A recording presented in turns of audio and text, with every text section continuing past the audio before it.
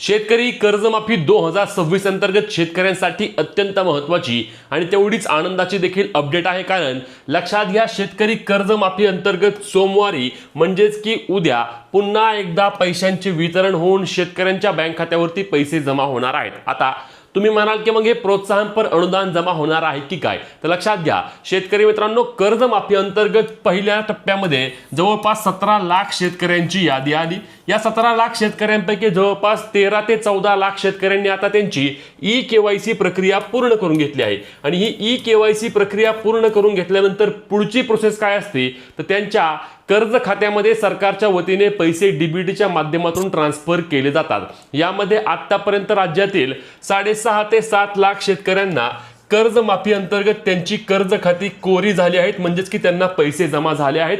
आणि उर्वरित शेतकऱ्यांना अद्यापही त्यांची कर्जमाफीची रक्कम मिळाली नव्हती। आणि त्याच शेतकऱ्यांसाठी ही महत्त्वाची अपडेट असणार आहे, कारण त्या शेतकऱ्यांच्या खात्यावरती आता उद्या पैसे जमा होणार आहेत। आणि राज्यातील जवळपास 6.5 लाख शेतकऱ्यांच्या बँक खात्यावरती सोमवारी आणि मंगळवारी या पैशांचे वितरण केले जाणार असल्याने त्यामध्ये मोठ्या प्रमाणावर शेतकऱ्यांना दिलासा मिळत आहे। कारण कर्जमाफी अंतर्गत ई-केवायसी करूनही अनेक शेतकरी आमचे पैसे का येत नाही आहेत, आमचा 7/12 कोरा कधी होणार आणि आम्हाला परत कर्ज कधी मिळणार असे प्रश्न विचारत होते। आणि त्या शेतकऱ्यांसाठीच आता हा दिलासादायक अपडेट समोर आल्यामुळे अनेक शेतकऱ्यांनी यामध्ये समाधान व्यक्त केले आहे। आता याबाबतची माहिती आपले सहकार मंत्री बाबासाहेब पाटील असतील, त्यासोबतच आपले कृषी मंत्री दत्तात्रय भरणे असतील यांच्या वतीने देखील देण्यात आली आहे। आता ते काय म्हणले ते देखील व्हिडिओमध्ये आपण पुढे पाहणार आहोत। परंतु शेतकरी मित्रांनो, या कर्जमाफीबद्दलचे सर्व अपडेट आपण सविस्तर जाणून घेत आहोत, म्हणून आपल्या पेजला फॉलो आणि चॅनलला सबस्क्राईब आधी करून घ्या, जेणेकरून तुमच्याकडूनही कोणतीही अपडेट राहणार नाही। आता सध्या या कर्जमाफीमध्ये काय सुरू आहे तर लक्षात घ्या शेतकरी मित्रांनो, आपण पाहिलं की 13 ऑगस्ट रोजी म्हणजेच की परवा दिवशी या कर्जमाफी संदर्भात पुणे येथे आपल्या राज्याचे सर्व मंत्री, मग मेन मंत्रीमध्ये कोण असेल, आपल्या राज्याचे कृषी मंत्री असतील, आपल्या राज्याचे कृषी मंत्री दत्तात्रय भरणे असतील, महसूल मंत्री चंद्रशेखर बावनकुळे असतील, सहकार मंत्री बाबासाहेब पाटील असतील, यांच्या अध्यक्षतेखाली त्या ठिकाणी एक मीटिंग झाली। या मीटिंगला कोण होतं तर शेतकरी नेते असतील किंवा किसान सभा असतील यांच्या वतीने ही मीटिंग झाली। आणि या मीटिंगमध्ये या कर्जमाफीबाबतचे 3 महत्त्वाचे मुद्दे मांडले गेले, ज्यामध्ये सर्वात महत्त्वाचा मुद्दा होता तो म्हणजे 2 लाख रुपये अनुदान। म्हणजेच की 2 लाख अनुदान कुणाला तर जे शेतकरी रेग्युलर आहेत त्या शेतकऱ्यांना 2 लाखांपर्यंतचे अनुदान दिले जावे, याबाबतची मागणी झाली आहे। दुसरी महत्त्वाची मागणी म्हणजे 2017 आणि 2019 या दोनही कर्जमाफीपासून वंचित राहिलेल्या शेतकऱ्यांना देखील लाभ दिला जावा।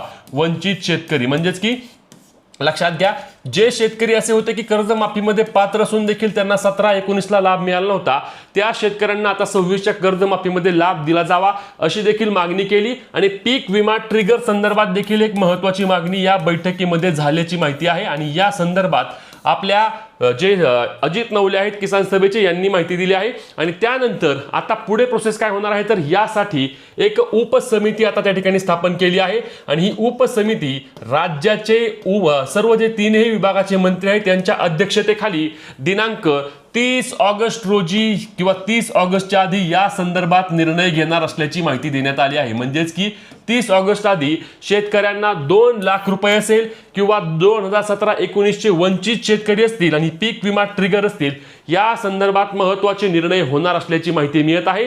आणि या संदर्भात सरकार सकारात्मक देखील असल्याची माहिती त्यांनी दिली आहे। मग या 2 लाखांचा निर्णय हा एक सर्वात महत्त्वाचा निर्णय आहे। राज्यातील 23 लाख शेतकऱ्यांची मागणी आहे की 2 लाख रुपये अनुदान मिळायलाच हवे। आम्ही देखील वारंवार ही मागणी लावून धरत आहोत की शेतकऱ्यांवर अन्याय होता कामा नये, जेवढी कर्जमाफी आहे तेवढंच प्रोत्साहनपर अनुदान देखील शेतकऱ्यांच्या बँक खात्यावरती जमा करायलाच हवे। आणि ही मागणी आपण लावून धरू आणि त्या संदर्भात निर्णय देखील घ्यायला लावू। आता शेतकरी कर्जमाफीबाबतचे पुढीलही सर्व अपडेट असतील। आता उद्यापासून पैसे जमा व्हायला सुरुवात होईल।